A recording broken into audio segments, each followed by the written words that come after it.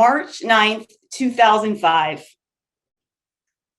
I am with my family walking into an intimate, inviting Italian restaurant, and we are there to celebrate the 100th birthday of my grandfather, Luigi Fiorino. Wine is flowing, uncles are toasting, and we are all taking turns to write a message in the big red book to tell my grandfather what he has meant to us.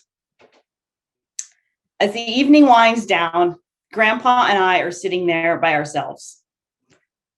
And this humble, hardworking immigrant leans to me after he read the book, and he says, "Do you know, Cathy, why people wrote these nice things to me? Because I treated people well my whole life." My heart burst with joy and awe watching this gentle, kind, loving man reflect on his life. I'm Cathy Earley, and as a leadership coach, I often help people figure out how to magnify the imprint they have in life. So this conversation with my grandfather had me thinking about my own book. What would my book say? What is the imprint I am having and I want to have? If we open up my book, one of the early chapters is Cathy at 5.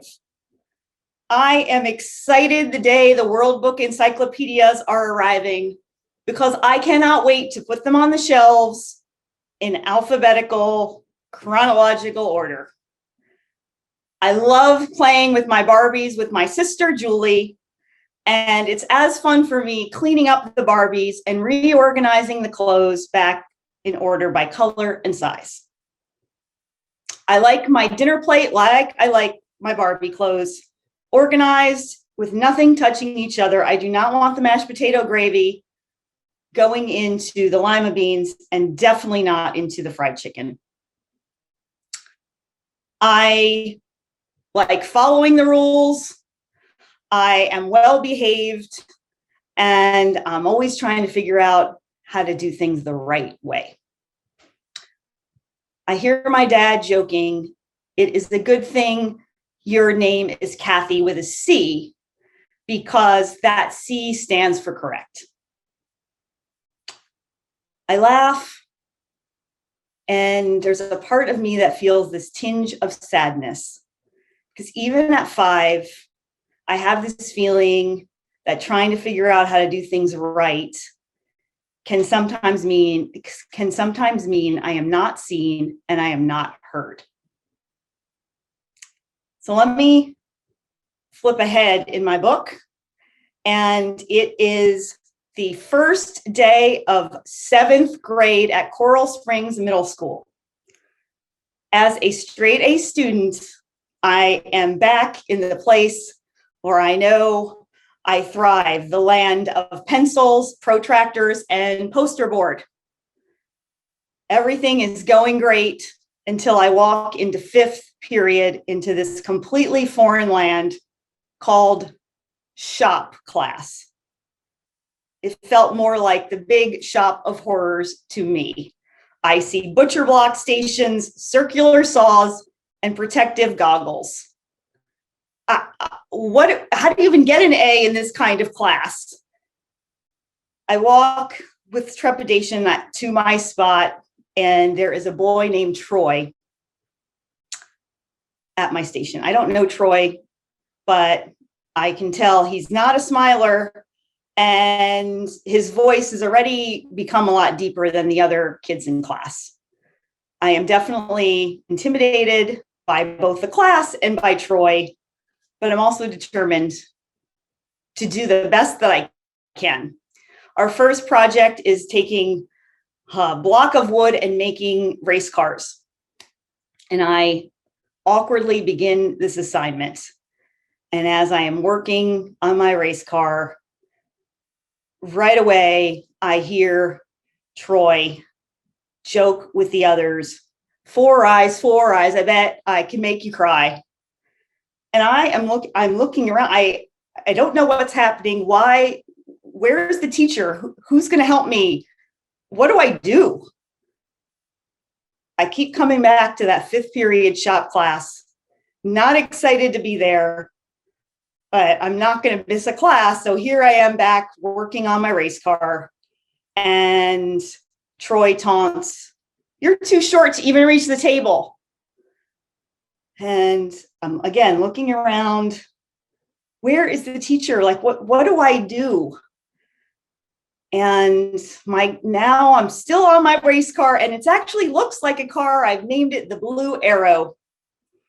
And as I am working on that last cut with the saw, Troy leans into my face and says, "Don't cut your finger."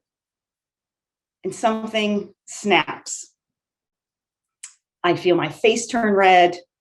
I feel this fire starting to ignite inside me. I slam my hands on the table and I stand taller than I've ever stood before in my loudest 13-year-old voice and say, "You can't talk to me that way." This is the chapter where I am learning that if I want to be seen, I might need to make a scene. If we flip forward a few more chapters, I am in graduate school at Bowling Green State University. The chapter opens with a broken beer bottle being thrust at my face. As a live-in advisor to a group of students, I find myself trying to diffuse a situation that's gotten out of control. When I walk away, I am shaking, realizing how scary that was. And I'm starting to get angry that I was even put in that situation. The next day, I have a meeting with the student leaders. And as I begin to talk about how that felt for me, I realize with horror that there is a tear rolling down my cheek. And like a series of waves that become a tsunami, I am really crying. And then I am fully sobbing. And as much as I want to put the genie back in the bottle, I cannot. And I am now, after this moment, I am so embarrassed. And then one of the students says to me, "Cathy, thank you. We had no idea what this would have felt like for you. And we're embarrassed that that was the situation we put you in." And this is the chapter where I am learning, if I want to be real, it's okay to be raw. Jumping ahead to my early career, I am in what feels like a dream job, running an innovative leadership program for college students from around the United States. 3 years into that job, the intensity, the excitement, the demand had me feeling drained. I felt like a sponge and all the water had been squeezed out and there was not much left. One gray, gloomy Thursday in November, I am walking up the 3 flights of stairs to our office, and I hear this whisper that says, "It's time to go." And I look around, and I know I'm the only one in the stairwell, and I realize that whisper was coming from within me. That whisper was like the visitor that would not leave. I made a list of the pros and cons of staying or going, which was fully unfulfilling because where was I going? What did that mean? That whisper of that statement, "It's time to go," became an invitation to look at what is it I really want. And as I looked into my horizon. I did not see a dream job, but I saw a dream life. 2 months later, I walked into my boss, Jonathan Brandt's office, and sat down at the round table where every pivotal conversation happened. And I declared to Jonathan, it's time for me to go. I packed up my Toyota Paseo with all of my belongings, and I drove across the country to San Francisco. I had no job. I had one friend, and I had enough money to last me 6 months. I dove into exploring a new career, new relationships, and I promised myself that I had to stay for at least 2 years. And I said, Cathy, don't leave too soon before you know how this is going to turn out. This is the chapter where I am learning going with my gut is the best gift I can give myself. There have been many chapters I have written since then. 22 years and going, I am still in San Francisco. Some of the chapters are about me starting and building my own business, cultivating relationships with people I was destined to meet my whole life, and really committing to living fully in 3D. What I continue to be learning through the chapters of my life now, or is that if I want to be fully alive and have the kind of imprint that I am capable of having, it is better for me to listen to my heart and trust my gut than follow the rules. There are moments where I still think too small and I get scared. And when I need an inspiration, I pull out another book. It's my nephew Joseph's book. And the chapter that I turn to is The Amazing Maze. Joseph, who is now 13, was 6 in this chapter. And it was a highlight when we could go to the Long Island Children's Museum. The pinnacle of the Children's Museum was the maze, the amazing maze that spanned the whole rooftop of the Children's Museum. Joseph was excited to try the maze, and he stepped in and quickly got scared and came back out. 6 months later, we are back at the Children's Museum, and the maze is still amazing, and Joseph is undaunted and is ready to go again.